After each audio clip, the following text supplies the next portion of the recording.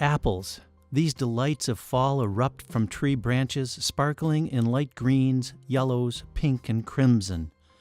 There's nothing quite like an apple pie to celebrate fall in Michigan, or maybe just take a bite of a crisp apple fresh from a local orchard. But they don't just grow on trees. Farmers invest a lot of time and money to build and maintain their orchards, and then they need to sell the fruit to make a living. Unfortunately, the changing climate is making this whole enterprise more expensive and much more risky.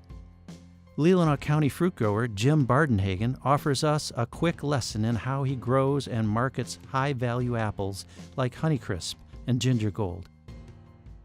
These days, we're planting pretty high-density systems for apples. There's still a lot of apples in kind of medium density, but a lot of the new plantings are going into where it's 1,000 trees to the acre. They're planted in the spring, and usually you don't get any crop on them until about the third year.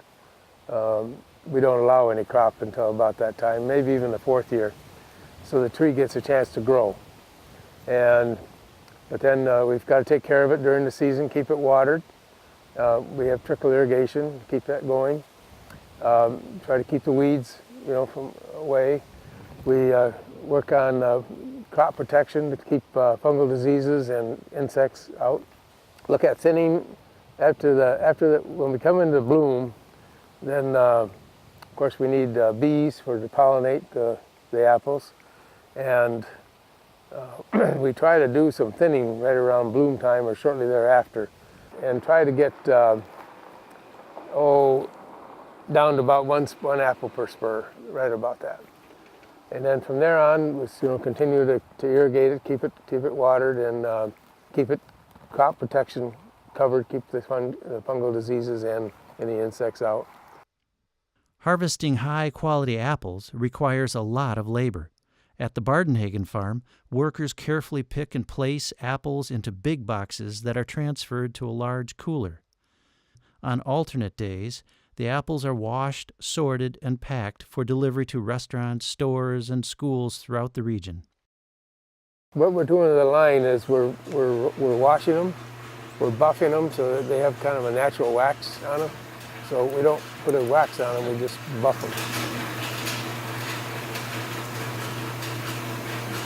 And then we put them into 3 or 4 different sizes and then package them for different markets that we have.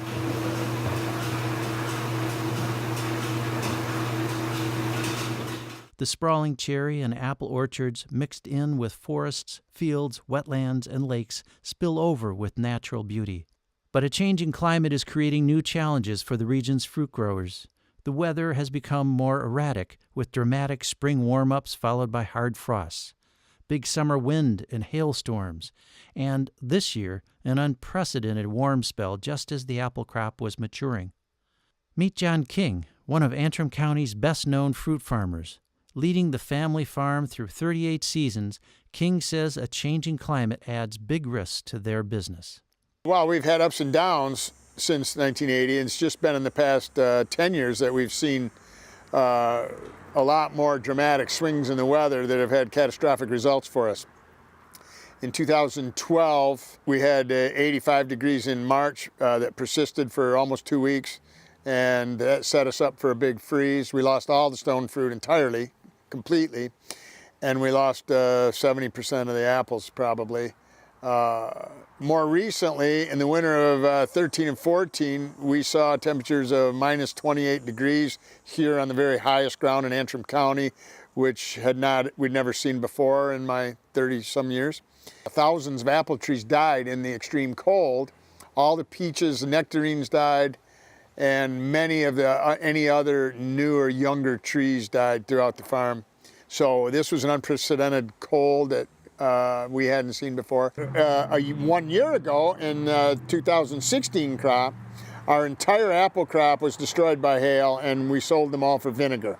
So that was another wild weather episode, the likes of which I'd never seen before. Hail events seem to be much more common now in the past few years, along with wild weather swings, including warmer temps as well as extreme cold temps.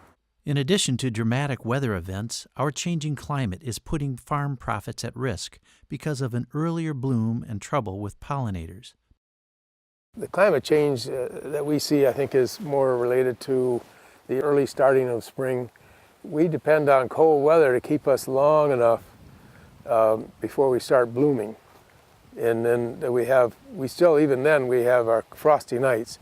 But we have sites that, the higher sites, the cold air will drain down into the valleys, that kind of thing. So we can handle some frost, some cold. But it's now getting so that the tree is starting a lot earlier, and then when it comes into bloom, we're still in that cold, really cold spell.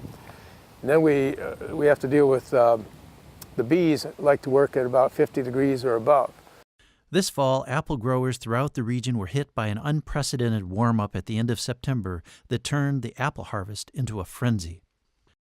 The apples were all still hanging out here when the temperatures got into the very high 80s and stayed there for about 6 days or so, and that caused premature ripening, sunburn, internal breakdown. Just we were able to have high quality on the great majority of our apples, but nevertheless, we operate on thin margins, and to be faced with apples that are going to have to be moved right away because they're not as firm and crunchy as they should be is a real kick in the pants. The farm business has always been risky. Big weather events and slim profit margins create real challenges. But these fruit farmers are facing climate change head-on and looking for ways to adapt. We always have had a level of diversity, but now we think that the weather is going to force us to rethink our crop resume and look into the idea of crops that are not as susceptible to winter cold temperatures and winter warm-ups.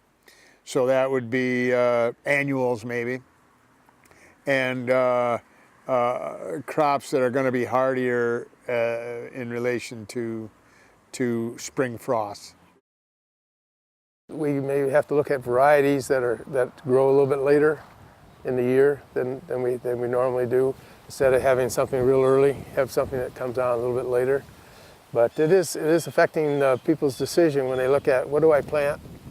What do I put in the ground? And that's going to continue to be, concerned, because when we put something in the ground, it might be in there for 30 years.